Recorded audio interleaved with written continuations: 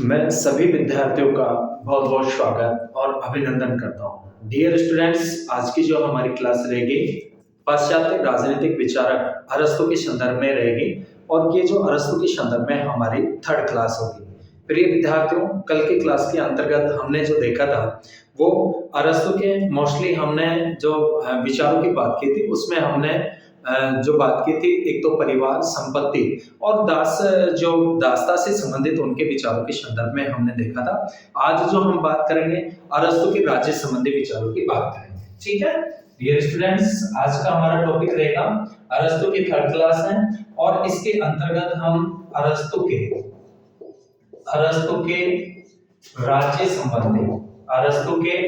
राज्य संबंधी जो है विचारों की बात करेंगे। कौन से विचारों की बात करेंगे? राज्य संबंधी विचार की हम बात करने वाले हैं डियर स्टूडेंट्स। तो मैं आपको बता दूं कि जो अरस्तु के राज्य संबंधी जो विचार है वो अरस्तु ने पॉलिटिक्स के, अरस्तु का जो महत्वपूर्ण जो ग्रंथ माना जाता है कौन सा? पॉलिटिक्स। ठीक है, पॉलिटिक्स के जो है प्रथम और द्वितीय अध्याय में अपने राज्य संबंधी सिद्धांतों का उल्लेख किया। पॉलिटिक्स के कौन से? एक तो प्रथम व जो है द्वितीय अध्याय के अंतर्गत, प्रथम व द्वितीय अध्याय के अंतर्गत जो है अपने राज्य संबंधी विचारों का प्रतिपादन किया। कौन से विचारों का? राज्य संबंधी विचारों का प्रतिपादन करते हैं। ठीक है, जो अरस्तु है अपने राज्य संबंधी विचारों को क्या करते हैं? प्रतिपादन करते हैं। डियर स्टूडेंट्स, अरस्तु की जो महत्तम जो रचना मानी जाती है कौन सी मानी जाती है? अरस्तु की महत्तम रचना कौन सी थी? पॉलिटिक्स। और इसमें बताया कि राज्य एक कृत्रिम जो है संस्था नहीं है, अपितु एक स्वाभाविक संस्था है। ठीक है, अरस्तु का मानना क्या है कि जो राज्य है, राज्य एक जो है कृत्रिम संस्था नहीं है बल्कि जो है एक क्या है? स्वाभाविक है। कृत्रिम संस्था नहीं है बल्कि क्या है? स्वाभाविक है। क्या है? स्वाभाविक। तो राज्य को क्या माना है? स्वाभाविक माना है। क्या माना है? स्वाभाविक। और जो है ये कहा है कि जिसका जन्म जन्म से नहीं हुआ है, किससे हुआ है? विकास से हुआ है। जिसका जन्म किससे हुआ है? विकास से हुआ। किसके माध्यम से? विकास के माध्यम से। ठीक है, बल्कि स्वाभाविक है और इसका जो जन्म है वो विकासवादी, यानी राज्य की उत्पत्ति के विकासवादी सिद्धांत का प्रतिपादन करते हैं। जैसा डियर स्टूडेंट्स मैं मोस्टली आपको बता दूं कि राज्य की उत्पत्ति के संदर्भ में जो सिद्धांत माने जाते हैं, अगर हम उत्पत्ति के संदर्भ में, राज्य की उत्पत्ति के संदर्भ में जो है बात करें तो मोस्टली रूप में जो सिद्धांत है कितने हैं? 3 सिद्धांत हैं। कौन कौन से? एक तो राज्य की उत्पत्ति का दैवी सिद्धांत। कौन सा सिद्धांत आता है? दैवी सिद्धांत, यानी राजा या राज्य की जो उत्पत्ति हुई है वो ईश्वर के द्वारा की गई है, ब्रह्मा के द्वारा की गई है और राजा को जो प्रतिनिधि बनाया है वो किसने? ब्रह्मा ने अपना प्रतिनिधि बना करके और प्रजा की सुरक्षा जो है शक्तिशाली लोगों से, निर्बल लोगों की रक्षा जो है राजा को बनाया है। तो ये जो सिद्धांत का प्रतिपादन करते हैं वो भारतीय राजनीतिक विचारक, जो प्राचीन भारतीय राजनीतिक विचारक है कौन? मनु। इस सिद्धांत का जो प्रतिपादन करते हैं कौन करते हैं? मनु करते हैं। ठीक है, उसके बाद में राज्य का जो सिद्धांत आता है ये आता है विकासवादी।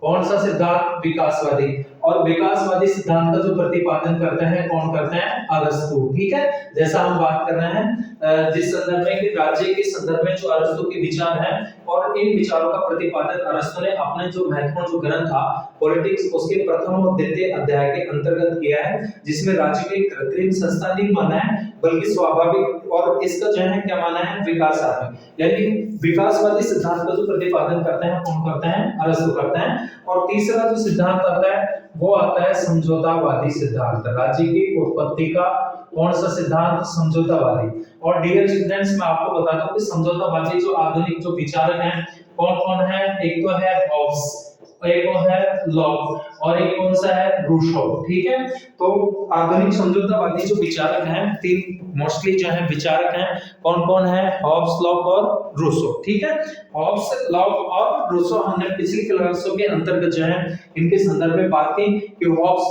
का जो शासक वो निरंकुश है जबकि लॉक का कैसा है? वैधानिक। ठीक है, वैधानिक शासन की जो है बात करते हैं, वैधानिक शासन की बात करते हैं। रूसो का हमने सामान्य इच्छा का सिद्धांत देखा था। तो डियर स्टूडेंट्स ये आधुनिक समझौतावादी विचारक हैं।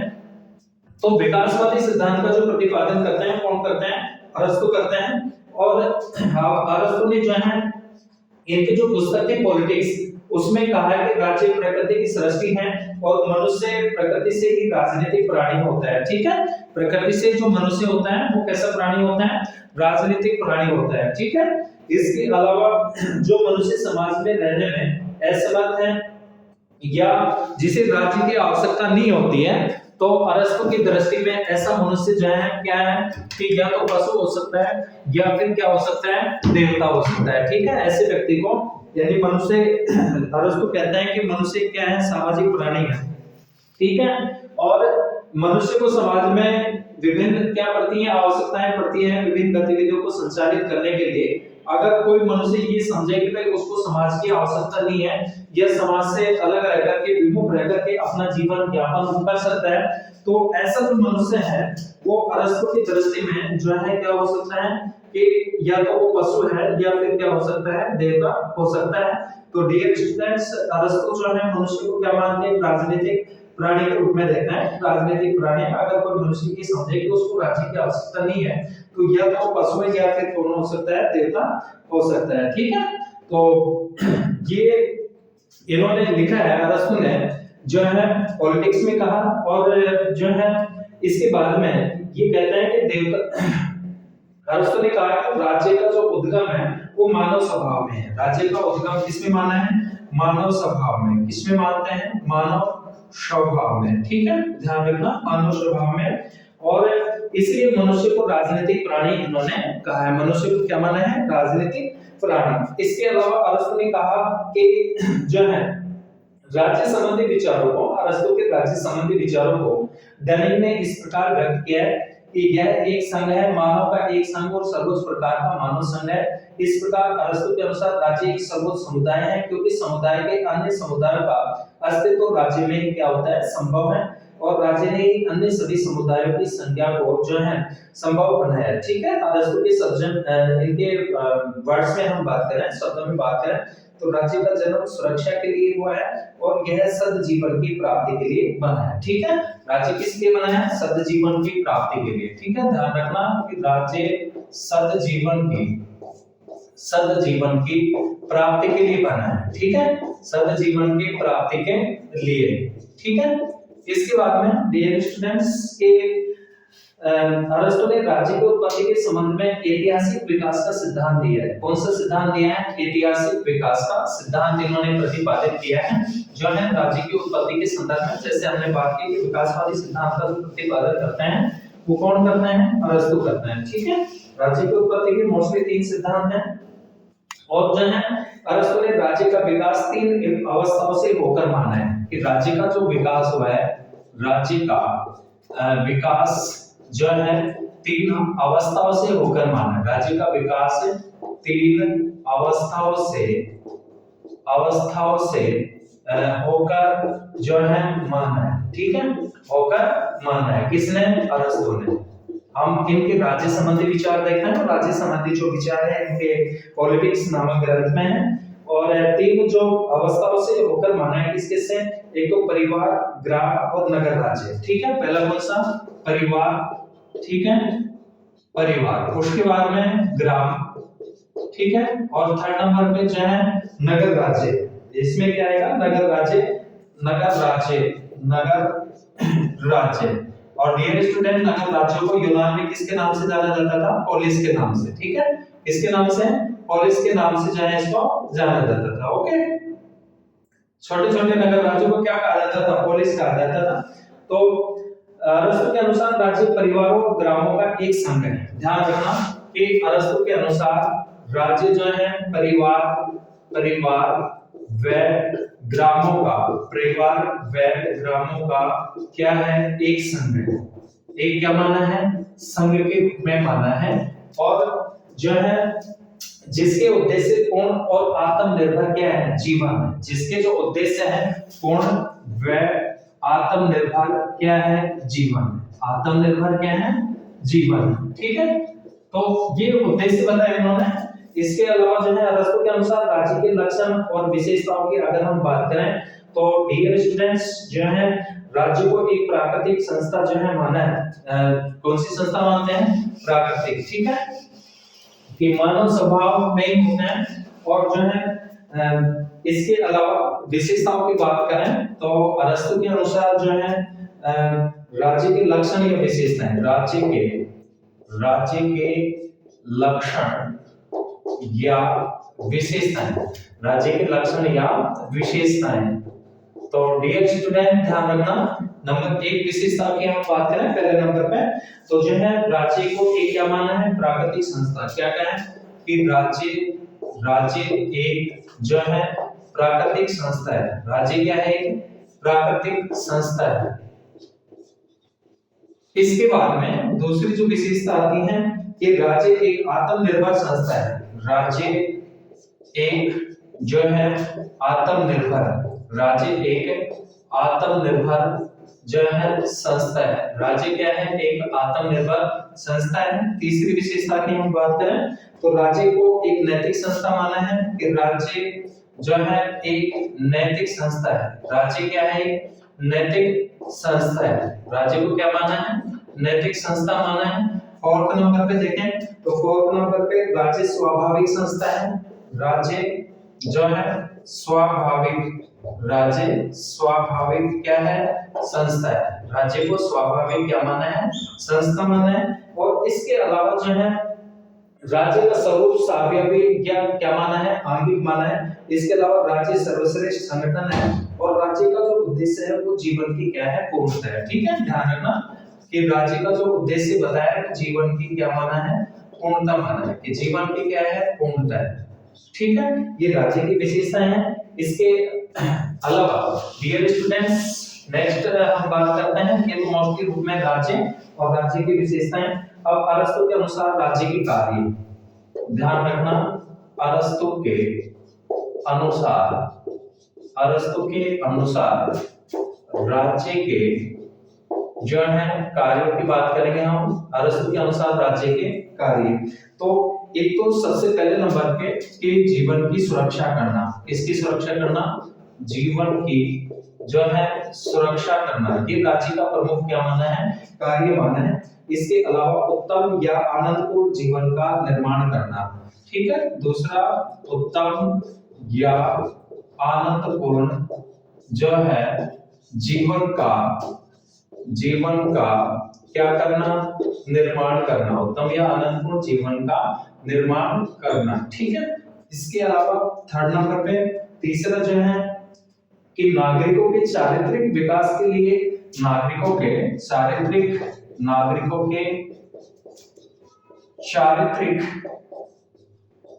विकास के लिए, नागरिकों के चारित्रिक विकास के लिए जो है लगातार प्रयत्नशील रहना। इसके अलावा फोर्थ नंबर पे हम देखें तो फोर्थ नंबर पे जो है कि अपने सदस्यों के लिए पूर्ण और आत्मनिर्भर, अपने सदस्यों के लिए जो है सदस्यों के लिए पूर्ण व आत्मनिर्भर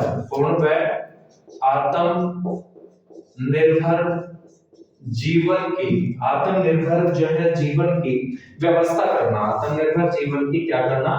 व्यवस्था करना। ठीक है, व्यवस्था करना। इसके अलावा जो है नागरिकों की शिक्षा की व्यवस्था करना। और फिफ्थ नंबर पे नागरिकों के लिए जो है शिक्षा की व्यवस्था करना। नागरिकों के लिए किसकी व्यवस्था करना? शिक्षा की व्यवस्था करना। तो ये अरस्तु ने जो है राज्य के जो है महत्वपूर्ण क्या माने हैं? कार्य माने हैं। डियर स्टूडेंट्स, मैं आपको बताता हूँ कि जो सिटीजन होते हैं, नागरिक होते हैं, नागरिक का जो मतलब होता है कि जब व्यक्ति किसी राज्य की पूर्ण रूप से सदस्यता अंगीकार कर लेता है, ग्रहण कर लेता है, तो उसको क्या कहा जाता है? उसको नागरिक कहा जाता है।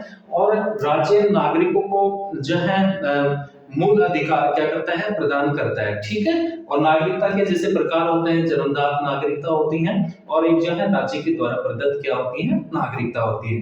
तो जब व्यक्ति किसी राज्य का पूर्ण रूप से सदस्य होता है तो वो उसका क्या कहलाता है? नागरिक कहलाता है। ठीक है, तो अरस्तु ने जो है राज्य के मोस्टली ये वर्ग बताए हैं, कार्य बताए हैं डियर स्टूडेंट, कि जीवन की सुरक्षा करना, उत्तम या आनंदपूर्ण जीवन का जो है निर्माण करना, नागरिकों के चारित्रिक विकास में लगातार जो है प्रयत्नशील रहना, इसके अलावा सदस्यों के लिए जो है पूर्ण व आत्मनिर्भर जीवन की क्या करना, व्यवस्था करना, और नागरिकों के लिए शिक्षा की व्यवस्था करना। ठीक है, तो डियर स्टूडेंट्स, ये राज्य के प्रमुख जो हैं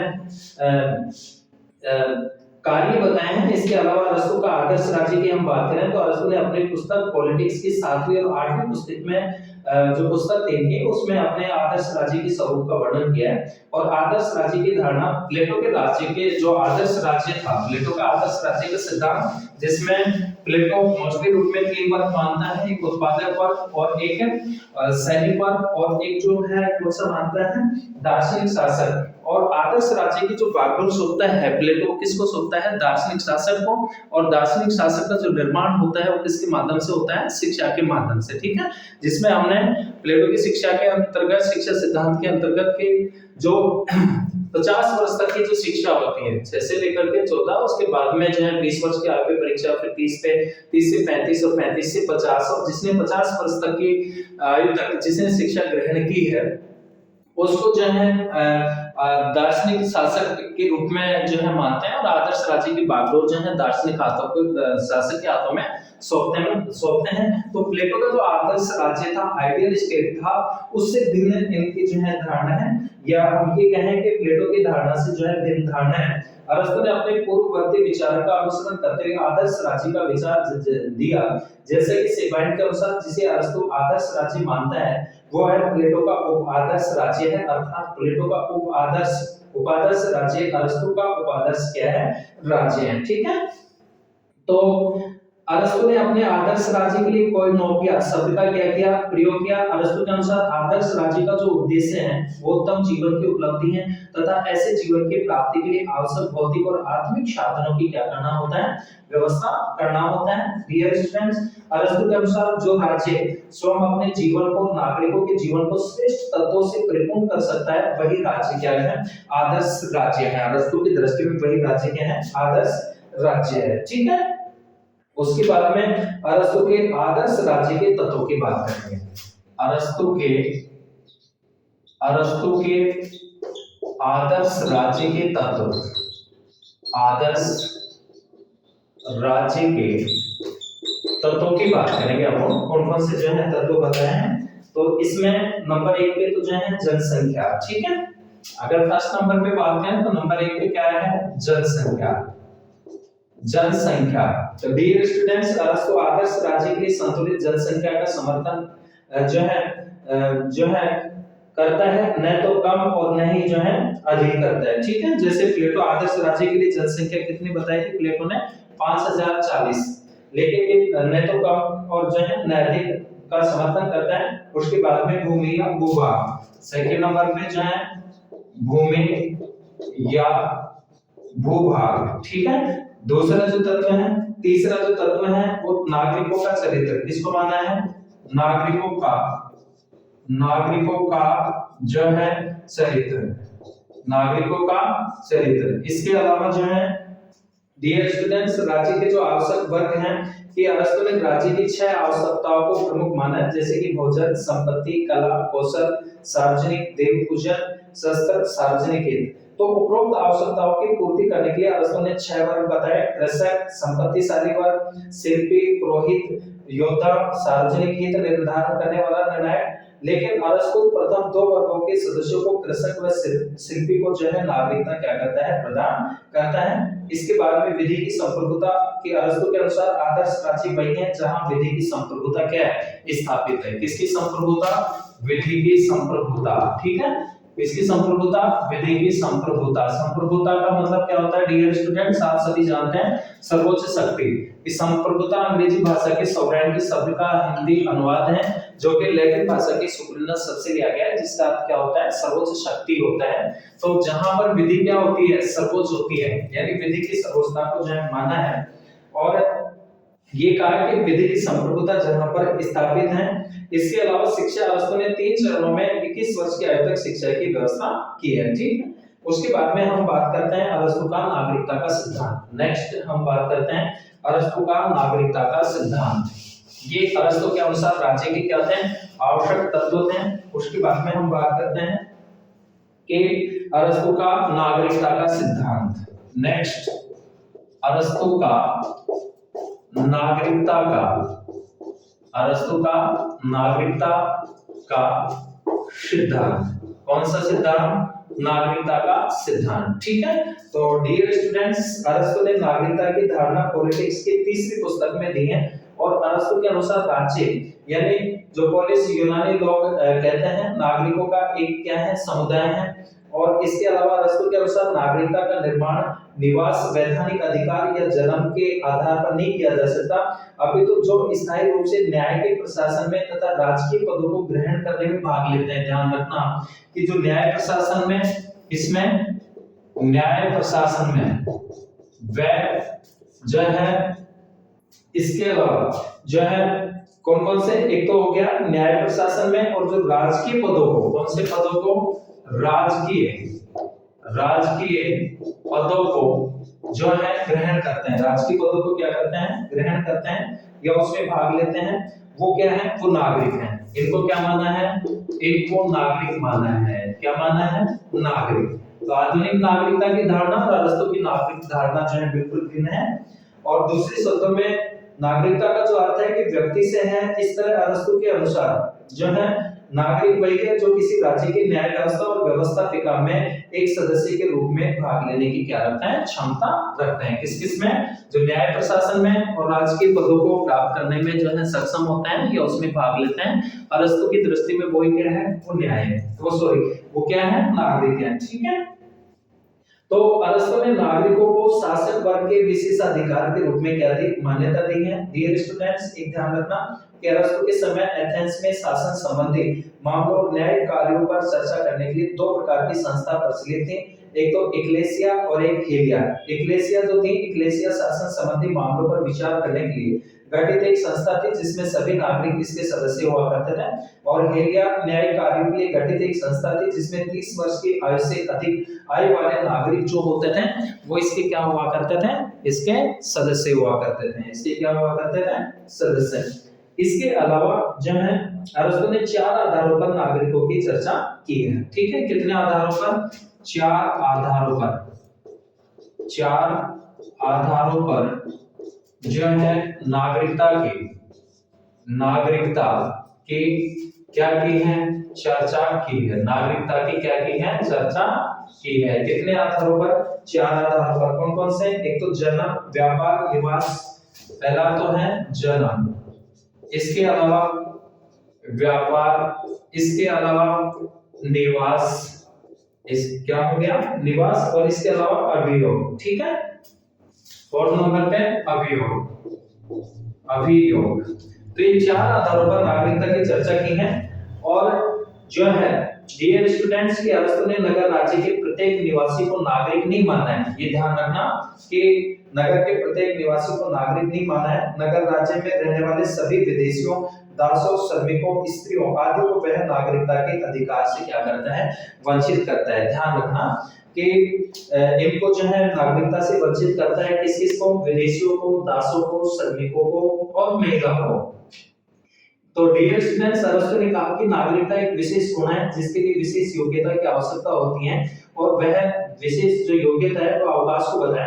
अरस्तु ने निम्न को नागरिक नहीं माना, दासों को, संपत्ति विहीन को, स्त्रियों को, बच्चों को, श्रमिकों को, सभी वृद्ध लोगों को। ये आपको क्या रखना है, ध्यान रखना है। ठीक है, और संपत्ति प्राप्त करने के प्राकृतिक साधनों में लिप्त लोगों को भी जो है नहीं माना है। आलोचकों ने कहा कि नागरिकता के संबंध में अरस्तु जो विचार देता है वह प्लेटो की बजाय ज्यादा प्रगतिशील जो है नहीं है। ये कौन कहते हैं, ये आलोचक कहते हैं। कौन कहते हैं, आलोचक।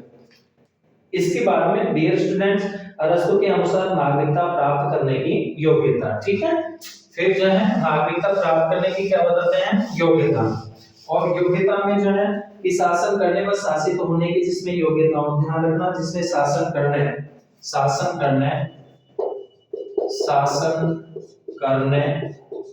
व शासित होने की योग्यता, शासित होने की क्या हो, योग्यता।